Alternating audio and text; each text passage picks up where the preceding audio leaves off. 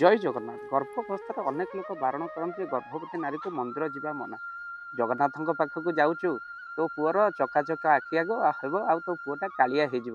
ଏ କଥା ଅନେକ ଶାଶୁମାନେ ବାରଣ କରନ୍ତି। ପୁରୁଣା କାଳିଆ ଯେଉଁମାନେ ବୁଢ଼ାବୁଢ଼ୀ ଥାନ୍ତି ସେମାନେ ବୋହୂକୁ ବାରଣ କରନ୍ତି। କିନ୍ତୁ ସେମିତି କିଛି ବି ନୁହେଁ, କାହିଁକିନା ମନ୍ଦିରକୁ ଗଲେ ଶାସ୍ତ୍ର କହୁଛୁ ଦେବ ଦର୍ଶନ କୃପା ଗର୍ଭବତୀ ନାରୀମାନେ ନିଶ୍ଚିନ୍ତ ଭାବରେ ଲାଭ କରନ୍ତି। ଆଉ ସେତିକି ନୁହଁ, ସକାରାତ୍ମକ ଊର୍ଜା ସେ ପିଲା ଭିତରେ ଭରିଯାଏ, ଆଉ ତାଙ୍କର ବୁଦ୍ଧିର ବିକାଶ ହୁଏ। ସେ ଗର୍ଭସ୍ଥ ପିଲାମାନଙ୍କର ବହୁତ ଖରାପ ପ୍ରଭାବ ଗର୍ଭାବସ୍ଥା ଭିତରେ ପଡ଼ିଥାଏ।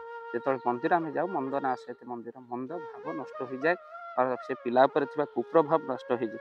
ତେଣୁ ମା ବାପାଙ୍କର ମାନସିକକୁ ନେଇ ପିଲାର ସୃଷ୍ଟି ହୋଇଥାଏ। ତେଣୁ ମା ଭିତରେ ଆଧ୍ୟାତ୍ମିକ ଭାବ ଭରିଯାଏ। କିନ୍ତୁ ଏହି ଦୃଷ୍ଟିରୁ ମନ୍ଦିରକୁ ଯିବା ମନା କରାଯାଇଛି। ମନ୍ଦିରରେ ଆପଣ ଭିଡ଼କୁ ଆଖି ଆଗରେ ରଖି ମନ୍ଦିରରେ ଆପଣ ଉଚ୍ଚ ପାହାଚ ଚଢ଼ିବା, ଏମିତିକି ଭିଡ଼ ଭିତରେ ଆପଣ ଖସି ପଡ଼ିବା, ଅନେକ ଭାବରେ ଦୁର୍ଘଟଣାକୁ ଆଖିରେ ରଖି ମନ୍ଦିର ଯିବା ମନା କରାଯାଇଛି। କିନ୍ତୁ 5 ମାସ ପୂର୍ବରୁ ଆପଣ ମନ୍ଦିର ଯାଆନ୍ତୁ ଆଉ ପ୍ରଭୁ କୃପା ଲାଭ କରନ୍ତୁ।